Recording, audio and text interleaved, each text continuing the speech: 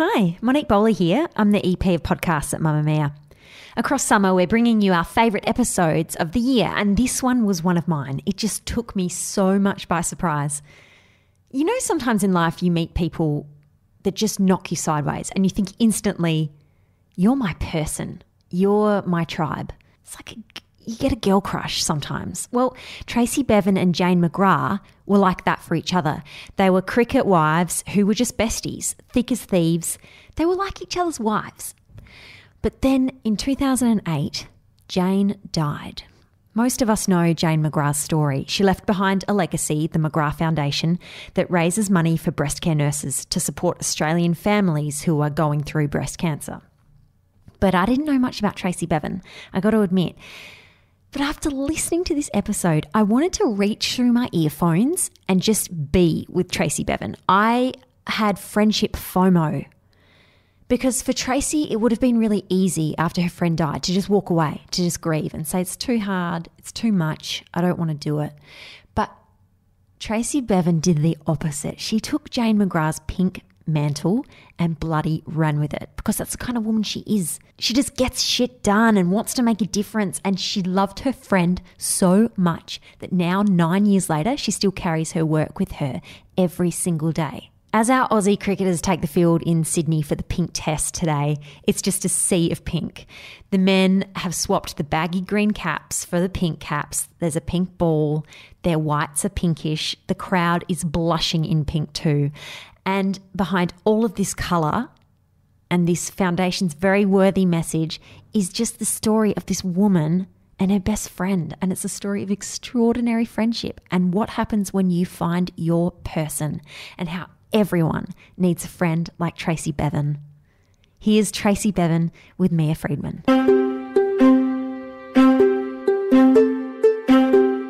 Hi, I'm Mia Friedman and welcome to No Filter.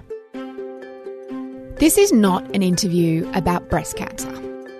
Even though Tracy Bevan lost her best friend Jane McGrath to breast cancer, that's not what defined their connection. Everyone knows Jane's story. The beautiful, feisty, funny wife of one of Australia's best-known cricketers, Glenn McGrath, diagnosed with breast cancer when she was 31. She had 5 precious years of remission and 2 children before the cancer came back. Jane died in 2008 when her kids, James and Holly, were just 7 and 5.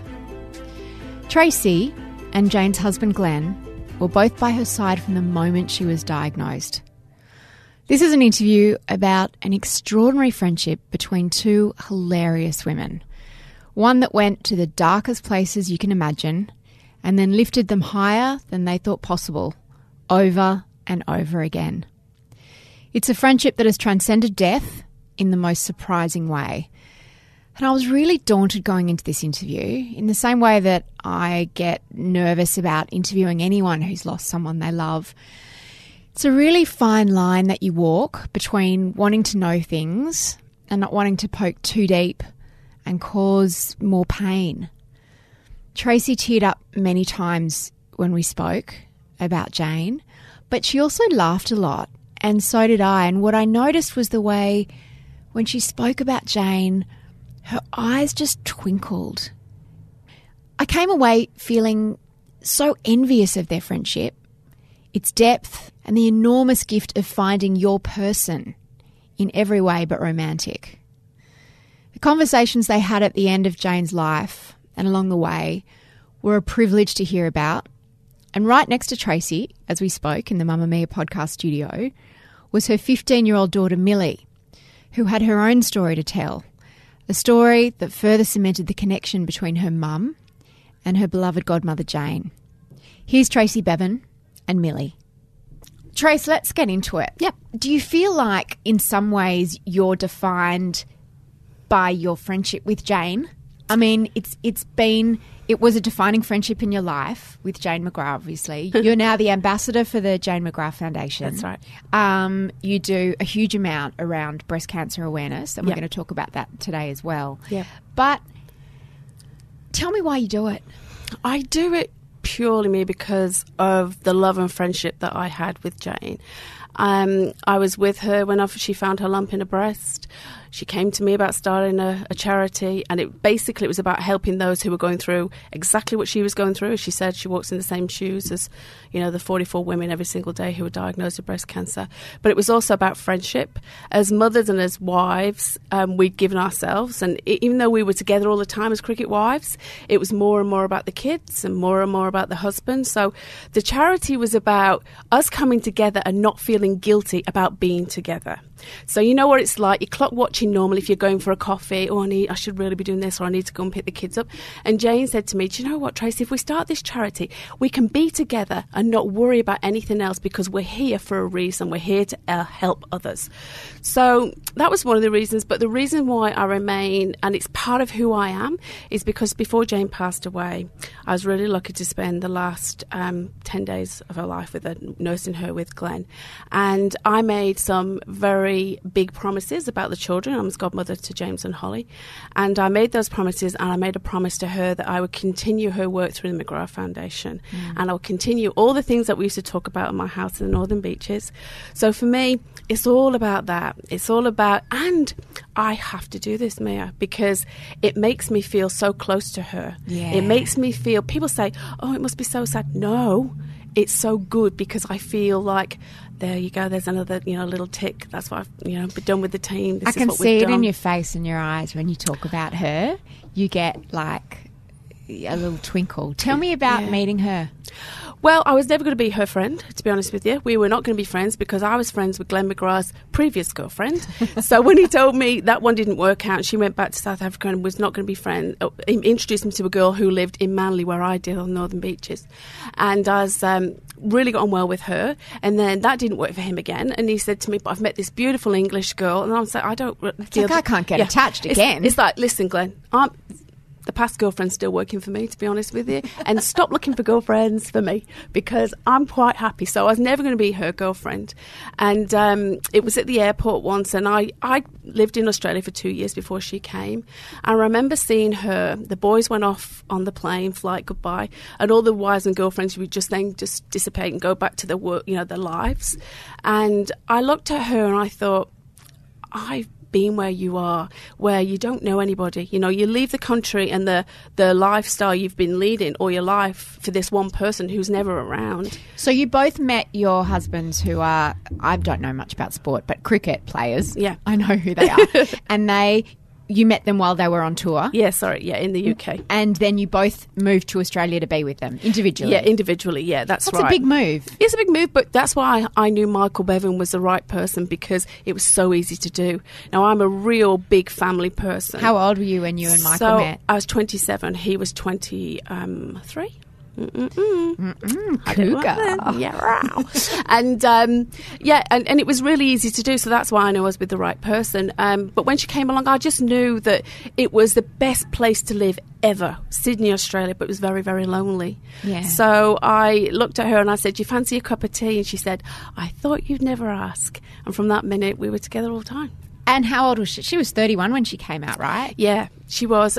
She was a little bit older. She worked for Virgin Atlantic, so she was having the time of her life, and she met him on a stopover in Hong Kong. She liked to make it sound really romantic, but she actually met at Joe Bananas, the nightclub, and she said to me, shut up, Bevan. I was trying to make it so romantic. No, you didn't. You met on a stop over in Joe Bananas nightclub. So how long were you guys friends before she was diagnosed with breast cancer? So I got married in 97. She was at my wedding, and then we went on an Ashes tour, so England versus Australia. Do wags often go on tour? Yeah, you do. It got a lot easier in my time. The time before, the era of Alan Border was pretty tough, because wives, you go on tour, but you couldn't even stay at the same hotel. Because you're a distraction. And do you know what I mean? But if you picked a girl up, she could stay, but your wife couldn't stay at the hotel. Because she might have emotional needs. That's right. She might even be talking to you at night when you need to go to sleep. So, but in my era, when Mark Taylor took over, and then Steve Waugh and Ricky Ponting, that was how it went. They were really good. Mark Taylor changed things because he was a real family man, wanted his wife on tour, Jude. So we couldn't go for the first month, but being English, Jane and I went back to the UK, didn't care what the rules were. Neither of you had kids at that stage? No, I just got married like 2 weeks earlier. And we had the time of our life. It was just the best time. But then in August that year was when she knocked on my door and she said, Where were you? We were in Canterbury, I can tell you. It was a Saturday afternoon. Is that a place? Canterbury in Kent. Yeah, it's a place. And they were playing cricket, and we got invited on a boys' team dinner. Now, you never got invited to that, so we were so excited. And she knocked on my door, and even talking to you now, I transport myself back there, and I know it's a boiling hot Saturday afternoon. It was a really old hotel, so it was stinking hot. And she just had a towel wrapped around her. And she said to me, Trace, Glenn's had to get your opinion on something. So I said, come in, what's the matter? And this is what she did. She went, it's only Trace, it's only Trace. And I said, what's the matter, doll? You're scaring me. And the first thing that came out of my mouth, Mia, wasn't significant at the time, and I didn't even know what she meant. But she said to me, Trace, does my boob look a funny shape to you? And I said to her, listen, doll, I've got one bigger than the other. Don't worry about the shape. And she would have laughed normally, and she didn't. And then she went, Trace, give me your hand. She took my hand, and she placed it on her breast, and straight away I felt like a frozen pea. But where on her breast was it? It was on her left-hand breast, and it was like just underneath. Just underneath the nipple? Yeah.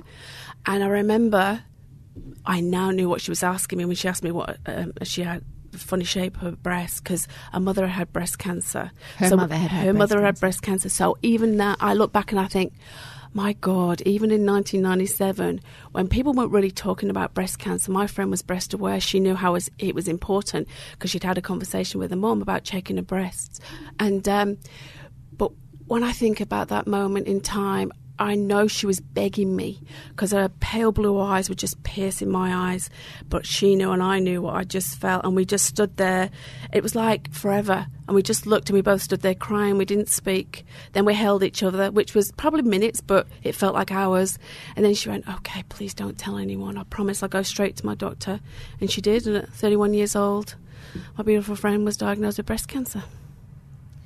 How did she tell you? Or you already knew? Well, did you feel like you knew? Like, I knew. As a friend, did you want to go, it's probably just a cyst, or it could be... It sounds like you didn't try to bullshit her. No. There was no bullshit in our friendship. We knew. We'd even buy clothes for the kids, and I'd go around, and Holly had the same clothes as my daughter had on. Yeah. It was just weird. So we knew. You had a connection. We didn't have to speak. But what happened was I stayed because the same time I found out I was pregnant. So I stayed to tell my friends and family in the UK, and Jane went straight back to Australia and got diagnosed with breast cancer. But another moment in time was my phone rang, and it was Jane, and she said, hi, Trace. I said, hi, how are you? She went, it's breast cancer. And I remember just feeling like I was going to vomit. I just felt like, this emotion. And I said, I'm coming back. And she said, don't bother because I'm not having a mastectomy. I said, what do you mean? She said, nope, I will not have this done. They're not taking the one thing that makes me feel a woman. And I now know she went into shock. And what they did, they went to their farm, which was in... They called it Whoop Whoop, and when I moved here, I thought Whoop Whoop was a place, okay? I thought it was a place where everybody bought property. A farm in Whoop Whoop. Yeah, so everybody bought property in Whoop Whoop. Anyway, she went to their farm, and it wasn't until Mark Taylor rang me and said, been trying to get hold of Jane, and we've heard what's happened. And I said, they're out at the farm. And thank God for Mark Taylor, he brought her back. He rang her and he said, look, come back, Jane. I've heard you've been diagnosed. Let's get you a second opinion, but come back to Sydney. And she rang me back to say, I'm so sorry. You're going through such a stressful time. That's what she's saying to me. Pregnant, violently sick. And she said, I'm so sorry to put that stress on you. Trace, I'm going into hospital and I'm having my mastectomy on Monday. And she did. And from that moment on, my friend, you say, I will not let this take over my life.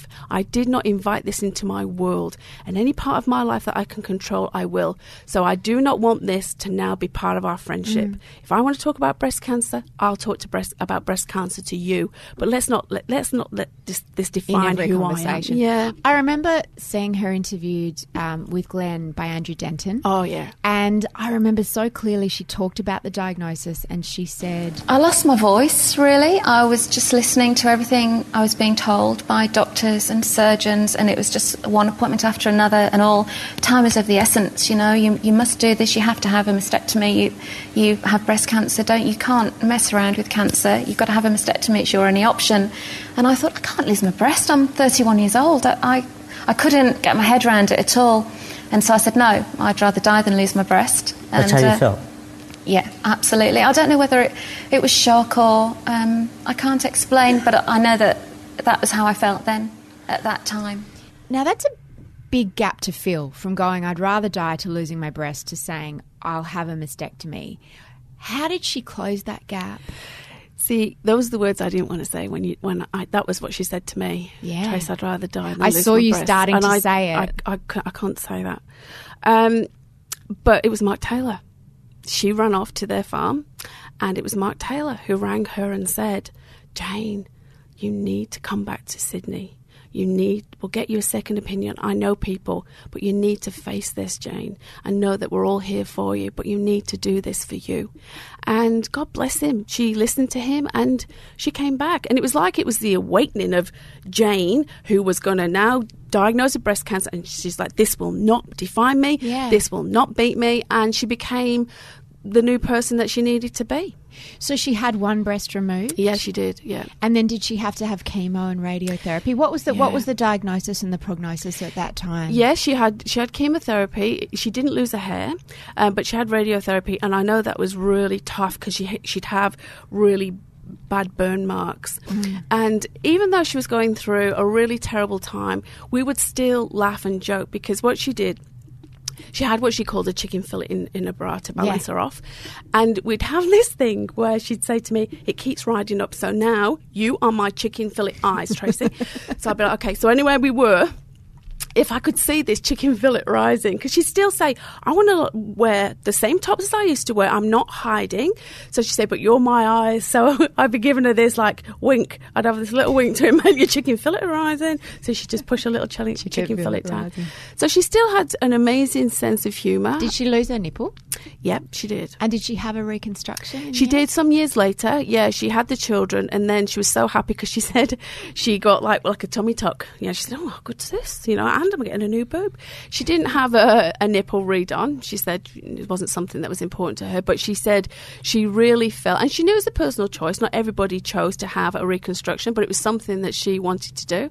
And yeah, she loved it. She had a period after she had the mastectomy and the chemo and the radiotherapy. She didn't have kids yet, did she? No. And so she had a period of being well. And was the decision to have children, did the cancer have impact on that, or vice versa? No, because as I said, Jane would not let this define who she was. So in her world, her and Glenn were always going to have children. So she just got on with her life as she would have without breast cancer. So, yep, she had James, she had Holly. Did that increase her risk of it coming back? I'm sure it did. And she was re-diagnosed in 2003. But as Jane said to me, she would never have lived a life without these children. They were her world, her everything. And, you know, never regretted a single minute, second, day, hour of James and Holly. So she had 6 years of being what she felt was cancer-free or being in remission and having those two beautiful kids in that time. Did she talk to you during those years of fear that it might come back? Well, in those first 6 years, and she wrote a book called The Love for Life, and if in that book, it's all about meeting Glenn and being diagnosed with someone who's in the spotlight, and she was told she was in remission. So that book was a really, really happy book. But when she got re-diagnosed, I remember her words saying to me, "I feel a fraud," and she was so upset. And I said, "What do you mean you feel a fraud?" And she went, "I wrote this book about, you know, being diagnosed with breast cancer, and, you know, it's great and la la. And now I'm re-diagnosed, Trace, you know." And I said, "Well, look, then there's a second book. You know, come on. There's another reason you've been re-diagnosed. So let's look to the positive and let's take the reasons why. So let's think about this." And she's like, you're right. Okay. So she basically had to start chemotherapy. We were never allowed to go with her. That was another thing. People used to say to me, I find it really difficult that Glenn McGrath's in the Caribbean, yet you see his wife coming out of chemotherapy. I find that really difficult. Now, that wasn't Glenn McGrath. Glenn McGrath wanted nothing more than to be by Jane's side. I wanted nothing more to to be by Jane's side and holding her hand having chemotherapy. But she said, no, I didn't sign up for that. I signed up for a cricketer. So he's either on the TV, when I turn my TV on, he's there taking someone's head off with the ball. It was her who was very aggressive, not Glenn McGrath, by the way. And or I'm sat in the stands with you, Trace, and we're watching them play. So it was really... It was really difficult on Glenn because he wanted to be with her, but she would never let breast cancer take over her life. She just would not let that happen. She was determined not to be defined by it. That's what she said, yeah. When it came back, how did it come back and how did she know it was back? I got a phone call. So Michael had got dropped, my husband Michael Bevan got dropped from the test team and he was playing one-day cricket. So I wasn't with her all the time. So she would ring me, and one particular day she rang me, just having the chat as we did, and she said, Trace, you know when you hold Millie, do you get pains in your hip? And I said, oh, yeah, she's a heavy little bugger, you know, just as you do. And she said, but you get pains in your back and in your shoulders? And I said, Jane, what are you asking me, doll? And she went, I don't know, but I've got all these pains everywhere. And I went, okay, so what do you do, Jane? You know, remember, you're in control. And she went, okay. And she got an appointment with the doctor, and the breast cancer was now in her bones, and those were the hot spots that she'd been feeling. Now, this time was really tough because, as I said, she said she felt like a fraud.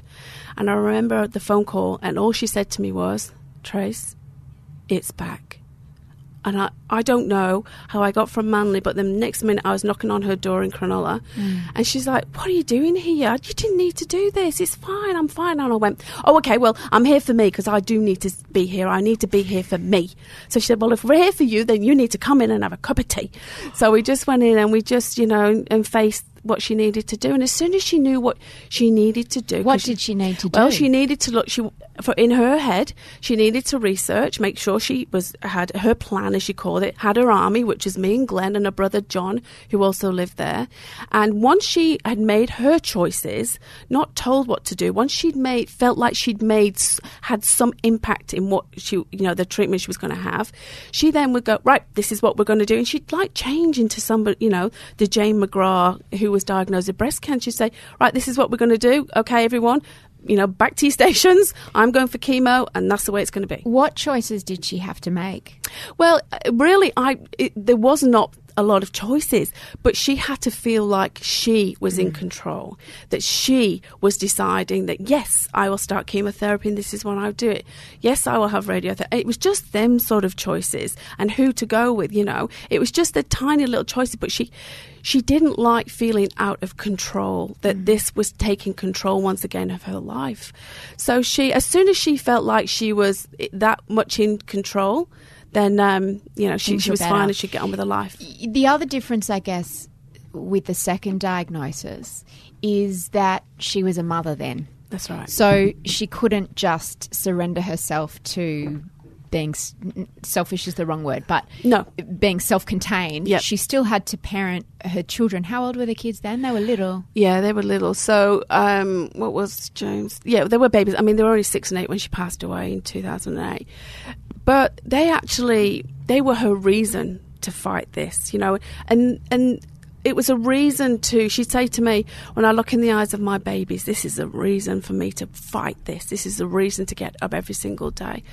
But I do remember one conversation which really broke my heart. Was we went to an event at the McGrath Foundation event. It was in Adelaide, and we both sat there, and she'd had chemotherapy, and that really broke her heart. And she used to say to me, I hate people who say it's only hair or grow back. She said it was another thing that defined who I was.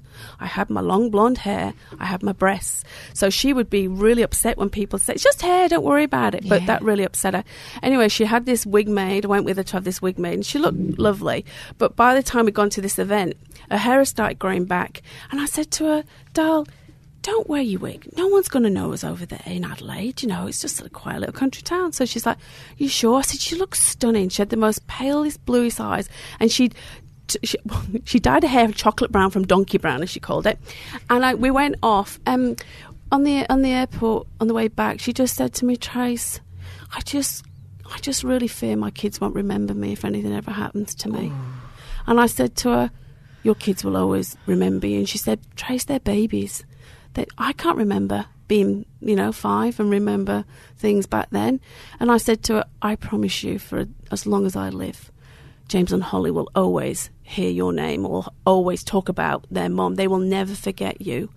And that was really hard because she was already thinking about if this ever happened to me, my babies. But the worst thing that happened was the next day after that trip, she rang me up. She said, have you seen the front of the newspaper today, Dal?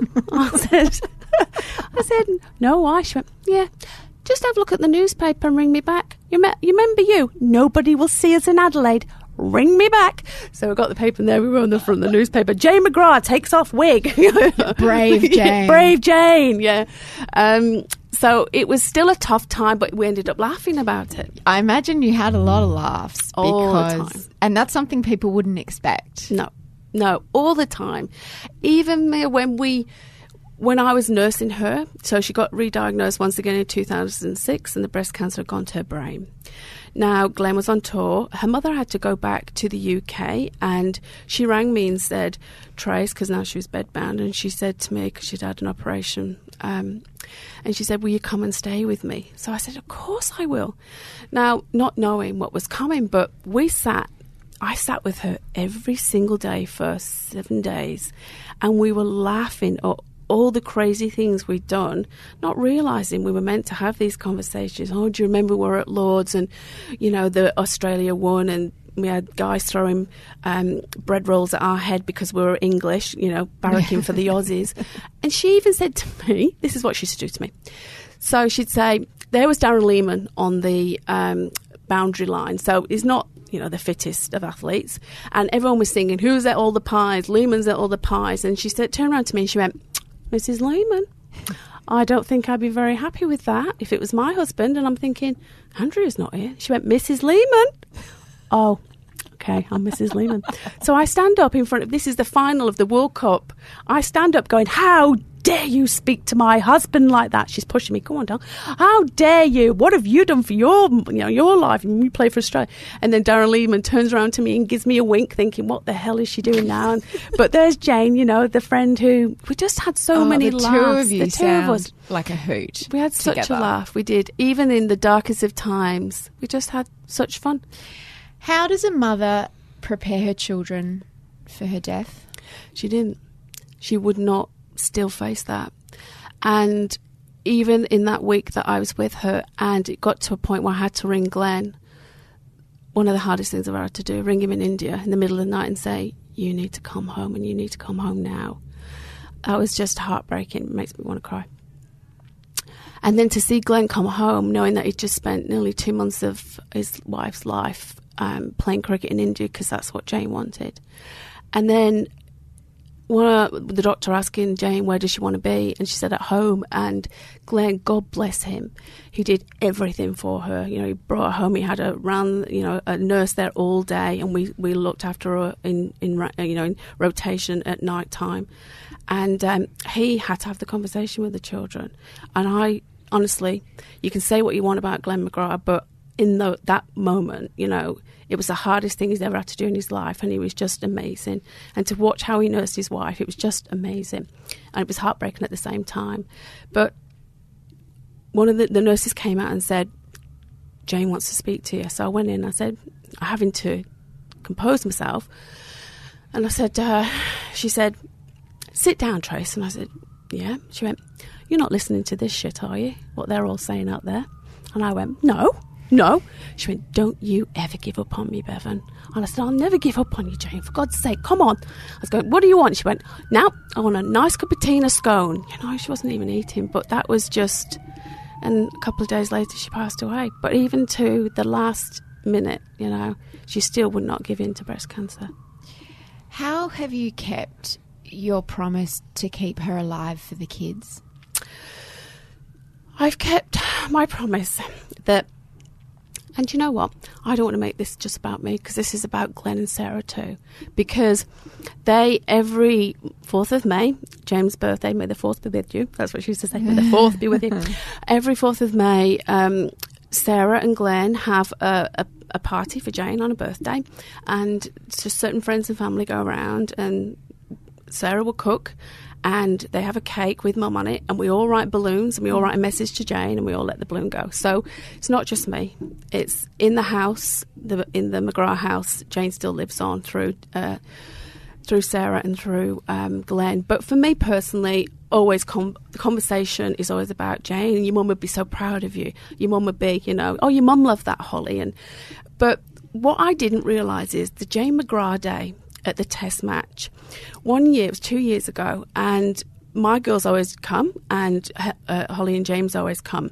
Now, I didn't realise until this particular time, I said to my girls not to come this day because it was full-on media for me. And I got there, and James was 14, and he said to me, "Hi, Trace, can I come with you?" And I thought, how lovely. Like every media piece I did, he was with me. And Holly, and I thought, that's beautiful. And he said, "What time does Mill and Liv get here today?" And I said, "They're not coming." And he said, "What?" And I said, "They're not coming, James, not coming today." And he went, "But this is our day. This is Mum's day. This is our day when we get together and celebrate my mum." And I just, in that moment, I went, oh my God, this isn't about Jane McGrath Day. This is about their day, and Jane about their mum. And it's about my kids getting together with James and Holly. They've grown up together. And I just thought, oh, they've got their own little tradition. Then it doesn't mean me. It's not about me keeping, the whole of Australia talks about Jane McGrath. Jane McGrath Day, Cricket Australia helped me keep the promise. Everyone who buys a McGrath Foundation product helps me keep the promise to Jane McGrath. It's a really moving day. It's beautiful. Watching on that day. It's very moving every single day, Mia, because every single day Australia are supporting the McGrath Foundation, some in crazy ways, some in lovely ways, some just having a high tea, some coming to our high tea. Yeah. And every day that I go to the office and I see the amazing ways that Australia are supporting our charity, honestly, I know it can sound ridiculous and cliche, but I burst with pride, and I love this country from the bottom of my heart, because without the country doing what they do every single day, it allows me personally to keep my promise, but it also makes me feel so proud. Tell me how the McGrath Foundation started and what it actually does. Okay. Because there are so many breast cancer charities. Yeah. Well, the conversation was, as I said earlier, it's about Jane coming to me. Will you start a charity with me? Want to give back? One, because we're so proud to call Sydney, Australia home, because, look outside, Manchester or Manly, you decide. Wasn't hard for me. James from Birmingham, living in Cronulla. Hello, very happy. But also Jane feeling really wanting to make a difference for people's lives, because in 1997, she didn't know what a breast care nurse was. But when she went for that treatment in 2003, when I couldn't go with her, Glenn couldn't go with her, but what used to happen was we'd get a phone call straight after. And the phone call came, and she said to me, "Hi, doll." And I said, right, she's not had chemo, because that's not a chemo, hello. And I said, "Are you okay? Did you not go?" And she went, "I did." She said, "Are you listening to me?" And I said, "Yeah." She said, "Today I met an angel." And I went, Anyway, do you want to go? They give you some good drugs, darling. Go and have a lie down. Ring me back later. She went, "No. Today I met an angel." She's called a breast care nurse, doll. And she said, "I now know what we need to do with our little charity," because we didn't know what it was raising funds for. She said, "But I now know what we need to do." She said, "Because what you don't know, Trace, is, because I haven't told you, I've not slept since I've been re-diagnosed. I feel sick every minute of the day." She said, "But I've walked in there today, the darkest day of my life, having that poison pumped into my arm. And there was this beautiful, shining face, smiling face. I've not stopped crying." And she just stroked my hand, and she let me unload everything. I didn't have any effect on her. In fact, she helped me. She told me some of her side effects. She's helping with my drugs. And she said, "And you know what? I don't need all the support that she can give me, but she can help me with services that I didn't even know existed, which I don't need, but there's people out there who need how to go to Can Assist for funds, who need help with, money, who all these things that people don't understand when you're diagnosed with breast cancer, the impact it has not only on the patient, but the whole family." So she said, "I know what we're going to do. Together, we're going to make a difference." That was our tagline. "Together, we'll make a difference, because we're going to raise funds for breast care nurses." That's the whole reason. And she said to me, "I don't want to do anything that any other charity is doing. What is the point of that?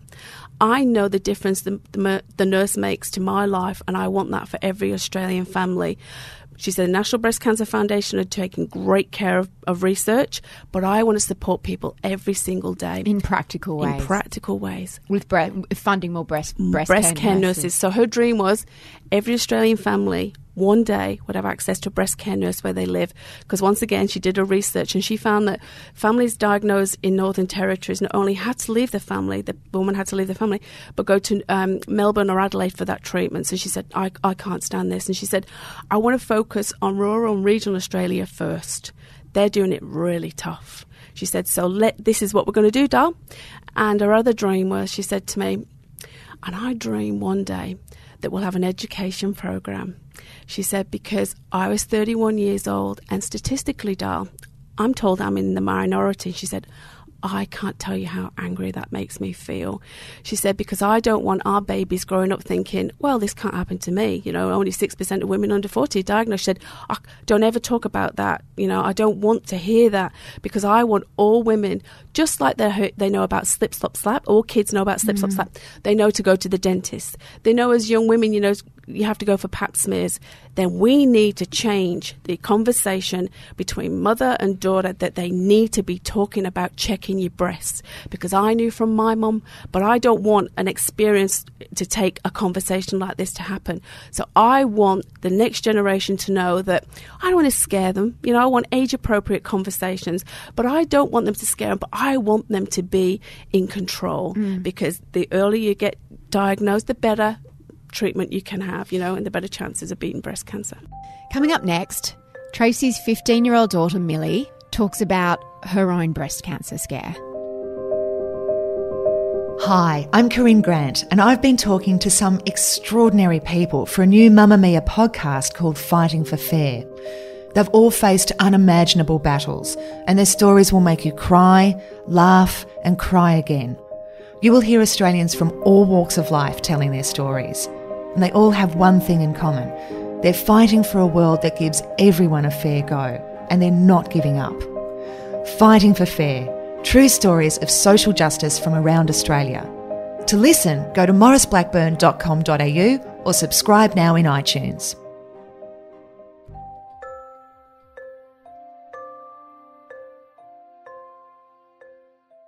Millie, how old are you? I'm 15.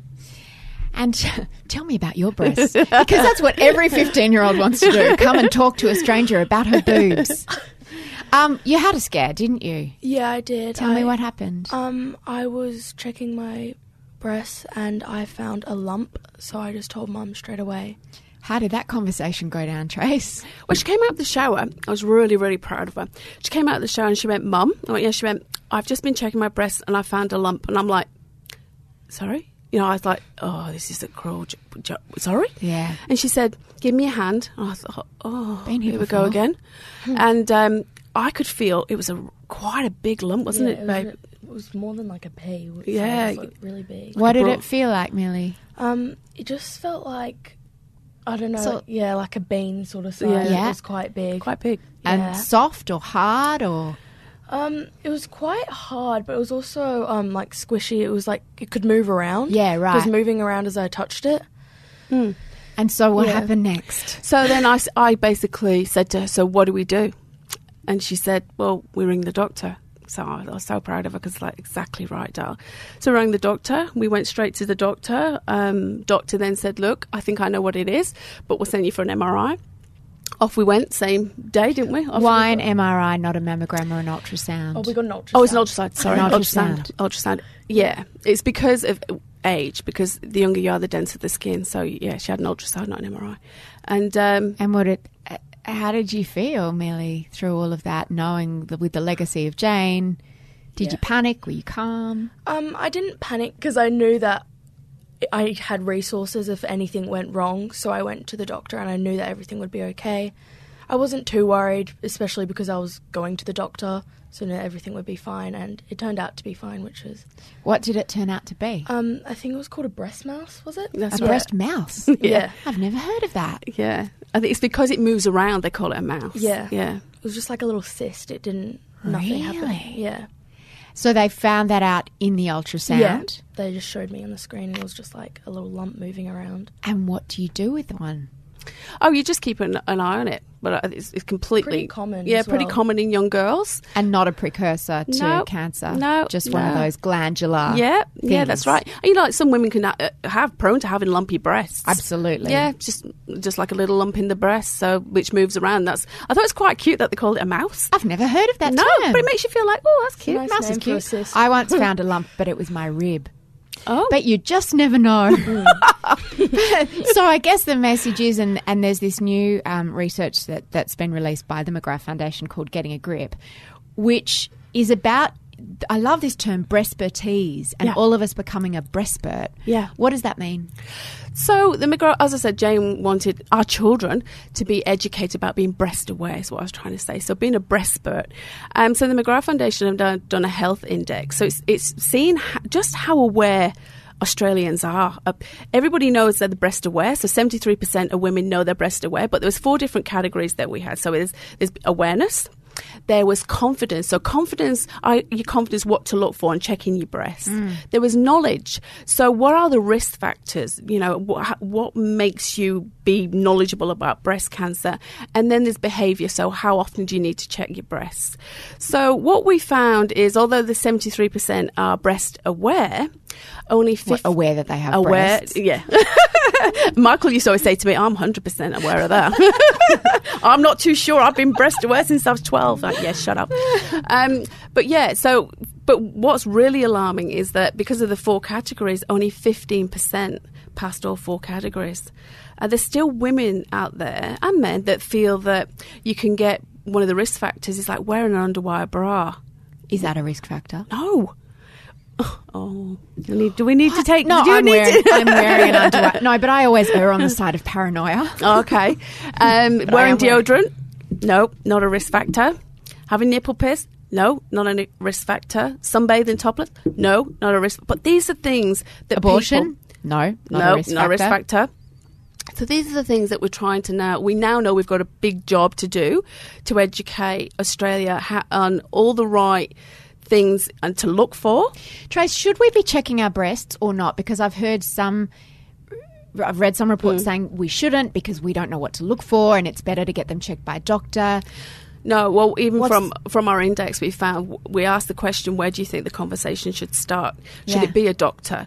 But it was an overwhelming majority of no, it should be mother-daughter conversations. So I can take you straight back then to Jane McGrath had a conversation with her mother.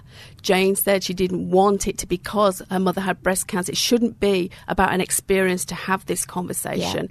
Yeah. It should just be in the same way that we talk to them about smoking and sun protection and sex and you know, Pap internet smears, safety. Everything. Yeah. Everything. And contraception. We talk about checking sex, your boobs. Everything. It should be about checking your boobs. Because, back to your question, you should be checking your breasts, but not only for lumps, but as Jane McGrath knew, because she looked in the mirror, she saw her breast change shape. Yeah. The fissure. Hands up, saw one was pulling, and she went, oh, that doesn't look right. Then checked her breast and found a lump. So it's not only checking for lumps. How old was her mum when she got breast cancer? I'm not too sure because that's why I was shocked. Back in those days, it wasn't a conversation. No. Even being really close to her, I didn't know for a long time that her mother had breast cancer. That became... Did her mother die from breast cancer? No, and that's what's really heartbreaking for Jen. I'm still in contact with Jen all the time, that she beat breast cancer, although that is a fantastic example of how you can beat breast cancer. Her mum caught breast cancer early, her mum beat breast cancer. But, you know, unfortunately, Jane didn't. You know, it was 11 years of breast cancer, and Jen said to me she wished she could have swapped places, which is, you know, it's heartbreaking, but so much has happened since Jane passed away.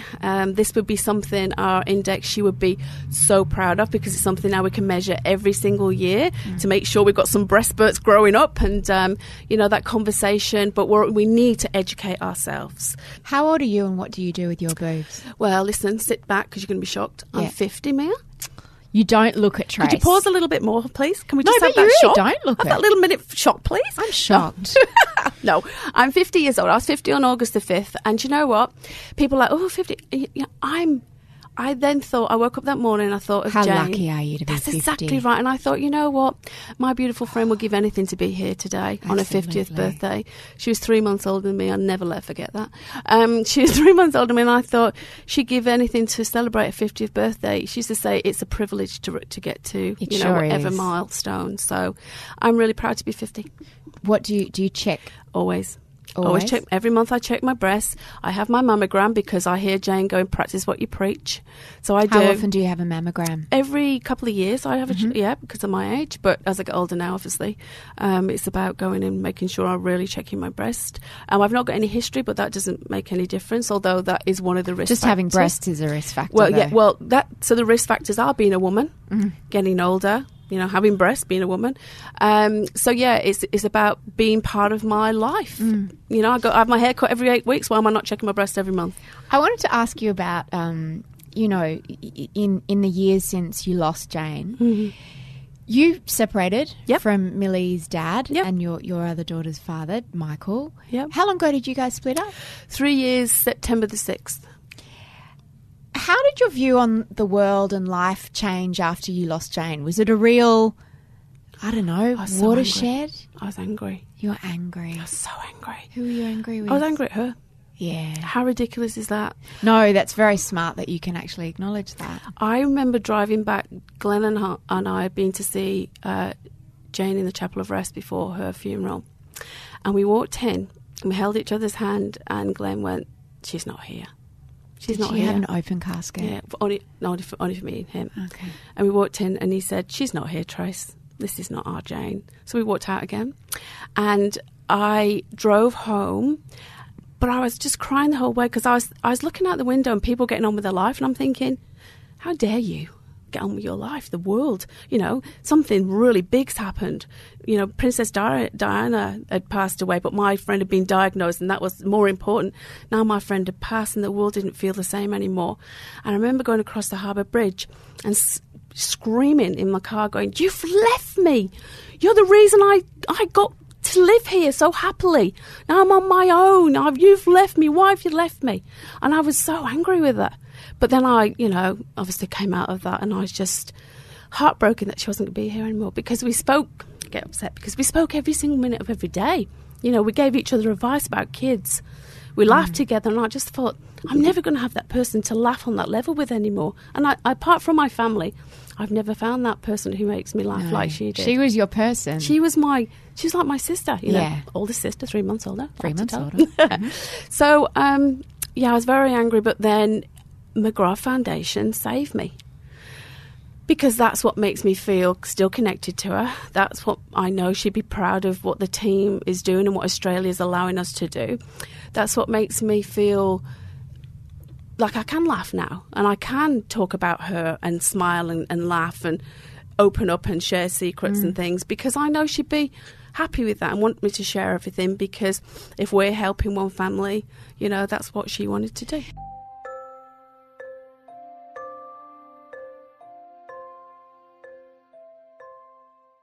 How do you forge a relationship with Glenn's new wife? So that must have, Australia struggled with that. I can't imagine how it was for you. The one thing about me is I'm very honest. So the minute I met Sarah, I did walk up to her and I just said, "Sarah, I need to say this to you. You can be anyone. You could be anyone in this world. It's not you. Please don't take this personal, but I am not ready for you. I'm so glad that Glenn's found someone to make him smile again, and that was important to Jane, because Jane said to me, I want him to meet someone. I want him to love, and I want him to be loved." So I was very happy for him, but it wasn't the time for me. So she accepted that, and I hugged her, and there was nothing in it about her. She could have been anyone. And it was more that I was still mourning. I missed her. I missed Jane. And perhaps, I just wanted to stay true to my friendship, But I just knew that in time we would be friends, and we are friends, because what did it for me was I saw what Sarah brought to the family. Jane had been sick most of the kids' lives, and I saw she brought laughter to that house again. She's young, she's full of life. Full of life and energy. I've met her a few times. She is, and she's brought laughter. And you know what? Not many people know this, but straight after the Sydney test, Glenn and I, it's such a full-on week, which we love, and you're running around on adrenaline, but then we fall flat straight after. So we usually go on holiday. And this particular year, I said to Glenn, so where are you going after the test? And I said, you're going skiing, because I used to always go skiing. He said, no, I'm going to Hawaii. And I went, sorry? He said, I'm going to Hawaii. I said, so am I. I said, when you going? He said, the 8th of Jan. I said, so am I. We booked the same holiday, the same place, the same time as going to the same place. Now, we spent time as two families again together. It was James's birthday, and he asked to go to Wet n Wild as a family. How many years ago was this? When was that? It was about, I'd say 6 years ago now. Yeah. And I knew my friend Jane had made this holiday happen. Absolutely. And we're on that holiday, and Sarah said to me, there's so many questions that I can't ask Glenn because he wasn't there very much when the kids were young, but you were the one person who's been there all the time. And she asked me all the things about what was James like, what was Holly like, how did they sleep, all the things that she couldn't get that information. And it was really nice. We had this little bonding, but I saw her, the kids made her do this ride where she was in a bikini. She got absolutely thrown around, didn't she, Mel? It was so funny, but she didn't care. And I just went, okay, Jane, thank you. I knew that was my time, that we bonded, and I just knew that what she brought to the family. So you're a single woman now. I'm a single woman now, yeah. Oh, single ladies. You are all the single ladies. I heard you say that it was a very amicable split. Yep. And everything was great. You just sat him down and said, I'm not the person you need. Yeah, yeah. How do you come to that point? I just knew. So Michael had been travelling all his life, playing for cricket for Australia, away from home. Now he wanted to just be at home all the time with the kids, and I'd now started with a job that I travelled. So he was winding down, yeah, and you were I was winding up. And I just knew we were not the same people anymore. And I just looked at him and I just thought, I'm not the person for the next phase of your life, doll. And we tried everything, counselling, and we just had a really grown-up conversation. It was a really difficult conversation because I still love him. We've just been to Olivia's Year 12 valedictory dinner, and we just sat there together laughing and looking at Olivia growing up and, going, we did well, and I still love him, but I'm just not in love with him. And he's met somebody else, and she's lovely, and she's part of, our lives. And it's great. And we never had a lawyer involved. It was just a conversation of saying, I need to be honest with you, and this is the way I feel. And he said, I feel the same way. So although it's very painful, we just really respect each other. He's part of my life. He's allowed, he's welcome into my world anytime he likes, and he's known that. And I know I'm part of his life until the day I die. I thank Michael Bevan for everything, because the minute I met him, everything good in my life happened. I thank cricket, because everything in my life happened good when I met a cricketer, moved to Australia. So I will be ever grateful to Michael Bevan, not only for the life, but for my children and the relationship we had.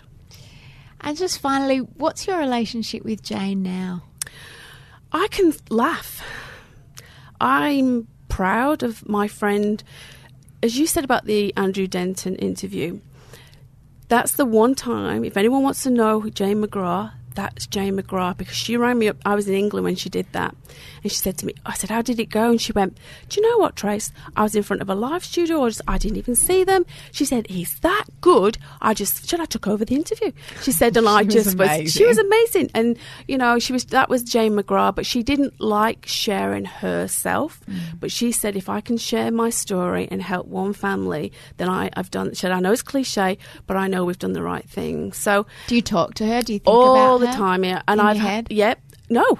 Just out Millie loud. will tell you out loud all the time. I'm talking to her, and songs come on the radio, aren't they, darling? Yeah. There's this song at the minute, you've got the most beautiful, that song at the minute. That was a song way back when it was out in the 90s that Jane loved, and we drove all the way up to Port Macquarie, and she played it over and over again. Now, recently, we turned the radio when it first came out, and I went, wasn't it? We put it on, and it was there, playing on the radio, and I said, this is a Auntie Jane song. And then Millie flicked it, next song, you've got, and we went, hold on, let's try this again, flicked it again. Four times the song came on, and we went, all the radio stations played it 4 times, and we went, okay, Jane, I've got your message, doll. You've got the most beautiful blue eyes. I know I miss you. It's beautiful. So we talk about Jane all the time. She's around us. And she still pops into your life. She's always in our lives, yeah. And I still say to her, thank you. I know she's looking after me in ways. And looking after Millie. You must Yeah. have felt very close to her in that moment. I do. She's godmother to my 2 children. She always promised me when we got the kids christened, Hamilton Island, you don't go to normal, church for Jane McGrath. Fancy. No, I was like, no, she just wanted a holiday. And that was just the thing to do because we promised each other to be godmothers. But she always said, I will always look after them, and wasn't talking in, that she wasn't here. I promised to always look over your children, look after your children. I said I always promise to look over and look after your children too, and I know she does. Thanks, Trace. Thanks. Thanks, Millie. Thank you. Thanks for listening to the No Filter podcast series. Subscribe in iTunes for more episodes so you don't miss any. This podcast was produced by Eliza Ratliff and hosted by me, Mia Friedman. Monique here again. Thanks for listening to one of my favourite episodes of the year. If you would like to donate to the McGrath breast care nurse positions, they're trying to raise money for 7 new positions to be placed across the country this year. You can donate at pinktest.com.au.